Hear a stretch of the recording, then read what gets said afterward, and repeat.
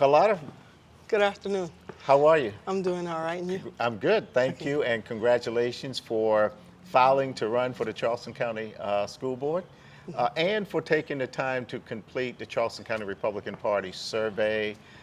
You were interviewed, you were chosen as one of our uh, recommendations, and this is a tall, tall job. Tell us a little bit about you. Okay. Well, for 51 years, I've been born, raised, and educated in North Charleston, South Carolina. Okay. For 34 years, I've been a mom, protector, provider, and defender of my own children.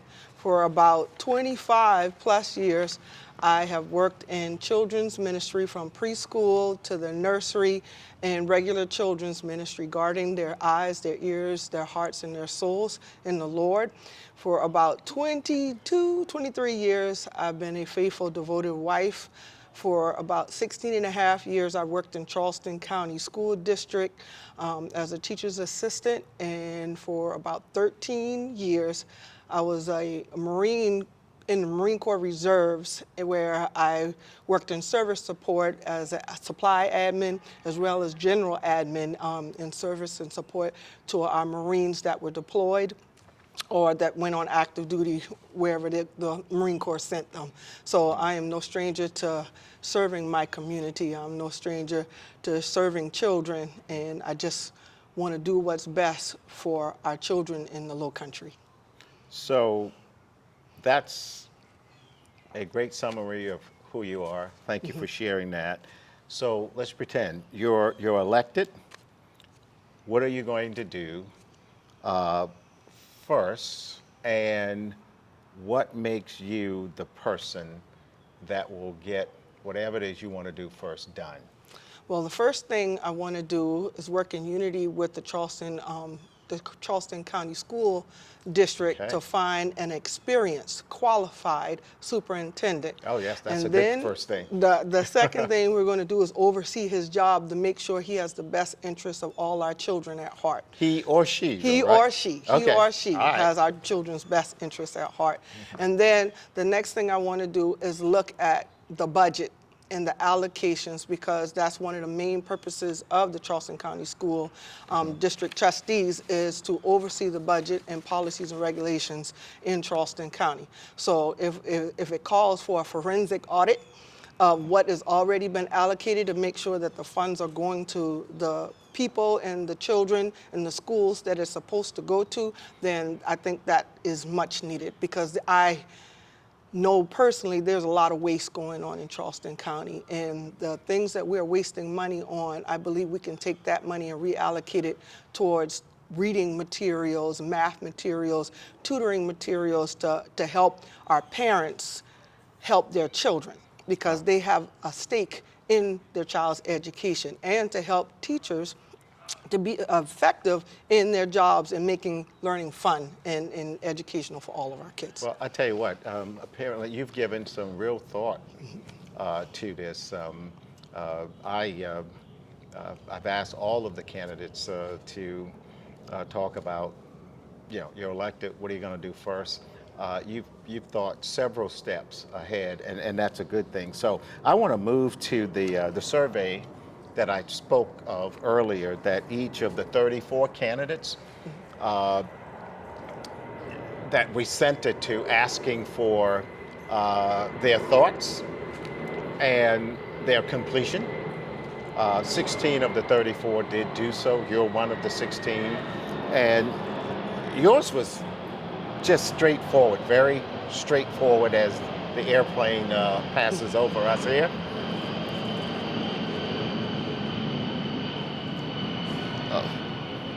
Of the total 19 questions, we went from strongly agree, somewhat agree, no opinion, somewhat disagree, or strongly agree.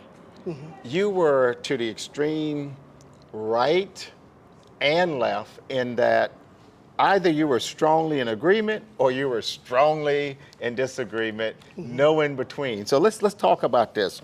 One of the question is any tuition assistant program should include religious schools, and you checked strongly agree. Yes. Interesting, coming from someone who's worked in the public school as a teacher assistant and aide for how many years? About 16 and a half. This is my 16 and a half. 17th Okay, year. so strongly agree with that one. Have you changed your mind since you completed this particular survey on that question? Oh, no, sir. I believe that, if other people can come to our country with their culture and their beliefs and their gods, then why can't our children be educated in religious institutions that build up their faith and trust in the God that they Okay, serve? that's very good. So, what about you answered strongly agree on this question as well. Critical race theory, its concept of racism and American history, should not be taught in K-12 classroom or schools. Change of mind, change of heart since you completed the survey? No, sir. No? No. Okay, that's pretty good. You've had a chance to engage and interact, but you still hold firm to that position. And I'm not at all surprised because, as you know, most African Americans disagree with the concept of and the way critical race theory has been taught, is being taught in our school system. So we have a helicopter passing over. But so I'm not at all surprised by that. You also strongly agree on this question. Schools should disclose teacher training materials designed to affect or direct student instruction. You strongly agree with that as well. Yes, sir. I do. No change there either. Nope. Okay. Let's talk about parental involvement now. As a parent, you talked about your kids and the upbringing of your kids earlier. Parents are key to the quality of the education that their kids receive, right? Yes, sir. I think you and I both would agree with that. So you answered strongly agree to this question. Parents are the primary stakeholders in their children's lives to include education. Yes. You want to elaborate on that at all? Well, that, as a parent, your kids are doing well. I've met several of them, and you hunker down and you engage. You feel strongly about this. yes, I do. And the reason why I believe is because parents are their children's first teacher, right or wrong, indifferent. Whatever moral values, whatever beliefs, whether it be religious or otherwise, you instill in your child first. You have a stake in their education, what they're learning and what they're not learning. And if it goes against your beliefs and your morals, then you need to know about it so you can say, hey, I don't believe that should be taught in the classroom. Wow. And parents should have a voice in that. And we should have good communication between parents and teachers and have an understanding of what's being taught and how it's being taught and what's the purpose behind it. So yes, I firmly agree. Parents need to have a voice in that. Well, I want to stick with the parental rights a little longer because over the years, there's been a disconnect between school boards and parents and school teachers and parents and what have you. So this is very, very important. You also answered strongly agree. Any required reading for teachers or students should be shared with parents. You strongly agreed with that statement. Yes, I do. I strongly agree about that because there was a book that my daughter had to read for her English 4 class. And the title of it was called The Invisible Man. But me thinking it was the Invisible Man from the 1970s, I didn't read the book. She read the book, and when she read the first 3 chapters of it, she came back and told me what the book was about. And it wasn't about the Invisible Man, but the content that was in that book was very strong. It was violent and it was vulgar. And I know some people don't have the same beliefs that I do, but I know she asked other teachers about how they felt about the book, and they also said that the book was vulgar and violent. And I don't believe that they should have been in that classroom teaching that to kids that are 16, 17 years old. If it's a college prep book and the kids are 18 and above, that's one thing. But kids under 18, I don't believe that they should have been given that book to read, because when you go to the movies, if you're not at least 18 in a rated R movie, you can't go and see that movie Wow. without parental consent. You know, that's an excellent segue to the next question that you also strongly agreed with. Parents should be allowed to opt their child out of controversial surveys and programs. And that's very much in line with your belief system on the previous two or three questions. And so if it's something that a parent opts to opt their children out, you think they should have that right, huh? Yes, I believe that they should have that right, especially if it's going to affect their innocence. And I don't understand how you can teach somebody's child something that you wouldn't teach your own child. Wow. Okay. And yeah, we need to be able to protect our child's innocence, because whatever goes into your eyes and your ears, it goes into your heart. And when it comes out, it manifests itself, whether it be good or evil. And if it's not something that you would want somebody to teach your child, you shouldn't be teaching it to somebody else's. Well, here's another question on the survey that you answered strongly agree.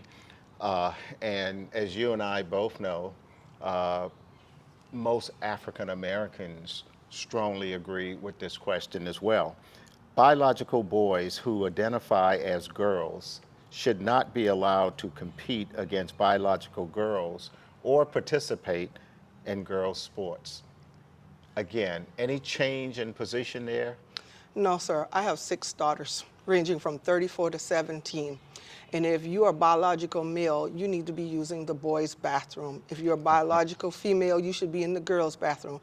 Even girls who identify as boys aren't trying to get in the boys' bathroom. So no, if they need an administrator or a resource officer or somebody to stand in the bathroom with them if they feel threatened, then that should be. If they need to get them another bathroom that they feel comfortable using, then they can do that, but they should not be allowed in girls' bathrooms. Well, thank you for that. Bathrooms or in their sports. Well, so as we move to wrap up, uh, you know, our survey was dubbed as a racist uh, survey, a divisive survey, when all we did were to ask questions that have dominated school board across America and public schools across America. So one of the question raised that really raised the area of folks, particularly in the press, was the education system is institutionally and systematically racist and designed to promote white supremacy. There you went strongly disagree. Yes, I do. I still disagree about that. Okay. The other, all white people are racist due to their unconsciousness, unconscious white supremacy bias. You strongly disagree with that as well. Yes, I do. And the reason why I strongly disagree about that is because racism knows no culture. It knows no race. It knows no bounds. And we need to stop spreading hate and teach our children to cooperate and work well with others that don't look like them. And we need to stop saying that white people are racist. I've seen black people that are racist. I've seen Hispanic, white, and Asian and other cultures of people that are racist against their own people. So we need to stop labeling people as racist, because that's simply not true. What about this question that you strongly agree with? Require civics to be taught to all high school students to graduate. Yes. You know, civics so important. American history, true history, the whole gambit. Learning Constitution, a little bit of everything else about our country. Falling in love with this great country of ours again. You strongly agree with civics. I've had a number of people say we need to go back to that. I had it coming through school. And so, no change. You No, stick by. I stick by that because I gave the Marine Corps 13 years of my life, Yes. 10 years active service and 3 years in regular reserve where I could be called up at any time to serve my country. When my unit got called up for Desert Storm, Desert Shield, I was pregnant with my second oldest daughter, and they asked me if I wanted to get out or if I wanted to stay in. I said I was pregnant before they called war. And when after I have her, I'll still be here. And I didn't give up, and I didn't give in, and I didn't get out, and I stayed and I stood my ground and I did my time. And our children need to be patriots and love our country because there's no other place in America like the United States of America where they can enjoy the freedoms and the freedoms and the liberties that we have here in America. You know, I've been out of this country. I've been to Saudi Arabia. I've been to Haiti, and they call us, as black people, they call us gringos. Yeah. They call us white people because, you know, no other place in America or out of the country do we live like how we live here in America. And you know what's funny? As you were speaking about patriotism, that sound that came across, is also a sound of freedom and defense of country. It was so appropriate as you spoke about that. That sound just came across, and I want to close with this, Ms. Bailey. The Charleston County School District is the second largest in the state. About 51% combined minority kids makes up the district. It is so important that we pull together a school board that fights for the education of all kids, regardless of color and zip code. You're endorsed by multiple groups, but listening to you, I sense that while you appreciate the Charleston County Republican Party's endorsement, other groups' endorsement, you're going to do right by all kids, and your primary focus is going to be the children, their parents, and the taxpayers first and foremost. Is that about accurate? Yes, sir, it is, because I thought I was free because my youngest daughter is 17. She'll be graduating this school year. And I said, ooh, I don't have to deal with any more of this stuff. And then the Lord showed me my youngest granddaughter. She's 11 months old. Then I looked at my 4-year-old grandson, and then the innocence in the eyes of the children that I teach on a day-to-day basis. And the Lord said, what about them? And I was like, whoa, I didn't think about that. But you know, we need people on Charleston County School District to fight for the innocence of all of our children, to fight for the good education of all of our children in this district. And it's not just a black or white thing. I mean, we're teaching the nations. We are multicultural in our schools, in our neighborhoods, in our job spaces, and we need to speak up for everybody. We need to speak up for the rights of our parents, teachers, and administration, and the district, because it's so comprised of so many different people, so many different families, and we need to be there to support all of them. So, Carlotte Bailey, tell everyone if they want to learn more about you, they want to contribute, donate to your campaign, where should they go? They should go to baileyforfamily.com, and you can look me up on the web as well as Facebook, and I'm there, and you can donate via that page. Yeah. Friends, Ms. Carlotte Bailey, please remember to vote November 8th. Don't forget about the school board candidates. They're down to the bottom.